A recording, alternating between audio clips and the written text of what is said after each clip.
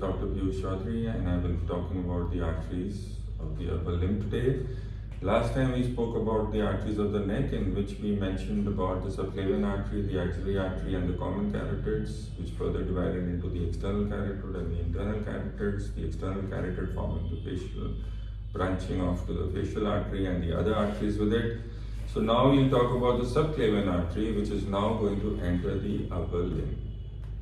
At the lateral border of first rib, the subclavian artery forms the axillary artery, which continues up to the lower border of the teres major, which then forms the brachial artery, and just below the elbow joint at the head of the radius, it divides into the ulnar and the radial arteries, which go into the hand, forming the superficial and deep palmar arches, and finally the circulation continues. So clinically, what we see important is that the radial artery is of importance because in some redo cases of in cardiac bypasses, when you have to redo the surgery and there is no vein left, so it is the radial artery that comes to save you, and that forms a graft.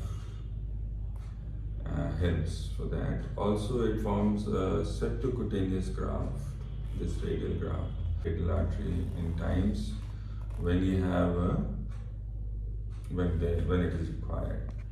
And then we'll talk about what is the simple uses. Simple uses could be your when you measure the blood pressure, that is the brachial artery that is getting involved, and the radial artery is obviously where you take the pulse. Now as we move on, I think before we move on, there is a simple test which you can perform, which is known as the Allen's test, in which the patency of the arteries of the radial and ulnar arteries, you can know whether either of the two arteries are patent or not. This is of significance in injuries to the upper limb. So as we move on to the upper limb, we will start with the axillary artery. The axillary artery, which is coming from the subclavian artery, is starting from the lateral border of the first rib and going up to the teres major. We will show all these in the illustrations at a later time now. But right now, let's talk about the theoretical part first. And this artery is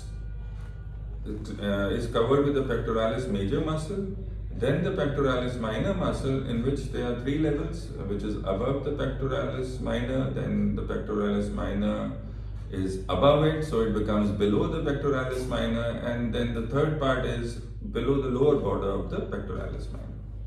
So this is of significance because in case you want to do a cervical neck dissection of the nodes, so these are the level 1, level 2 and level 3 nodes which you look for is at the level of the axillary artery. Now as we go further below, okay, we can talk about the branches also. In the first part of the axillary artery, you get a superior thoracic branch.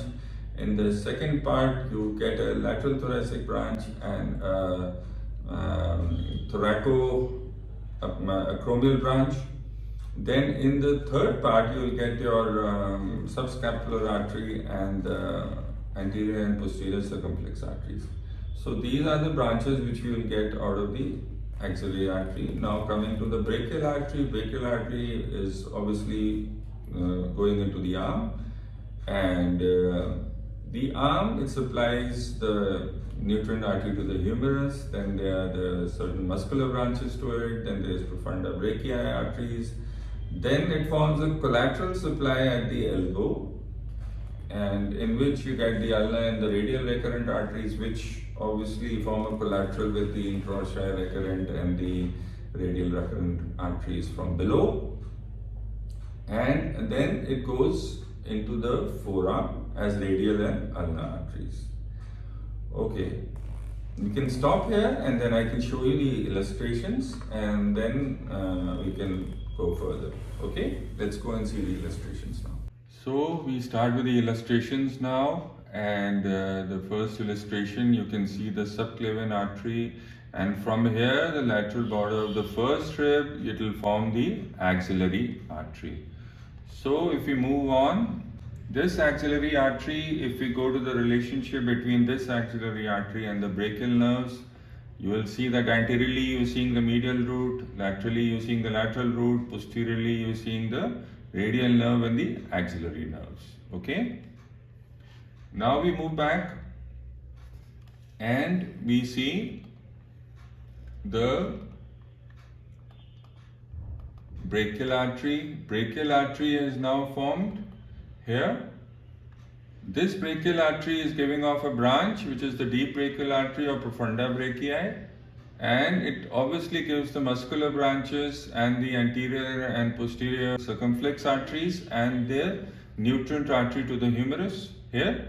Then below it's going and forming the superior ulnar collateral artery and the inferior ulnar collateral artery, and now at the region of the elbow it forms a collateral circulation forming the anterior ulnar recurrent artery and the posterior ulnar recurrent artery, which you are getting from below, and you have the radial recurrent arteries and the radial collateral branch of the profunda arteries. So this is the brachial artery, this is from the radial artery, and it's from the ulnar artery, and then this ulnar artery is giving you the anterior ulnar recurrent and the posterior ulnar recurrent, and you're getting another artery here which is the interosseous recurrent artery, the anterior interosseous artery and the dorsal interosseous artery. So these are the basic branches of the brachial artery. Will continue into the forearm, and then they'll form the superior and the deep palmar arches in the hand. So this is the basic circulation of the forearm, arm and the hand region. We can stop here and we will talk more about it later. Injury in vascular trauma. We have talked about the arteries of the neck. We have now spoken about the upper limb arteries. What remains is the abdomen and the lower limb arteries. This will be followed by a few sessions on general surgical topics like your gallstones and hernias and appendix and other topics which are relevant to this field, and we will discuss them later. Wish you a good. Thank you.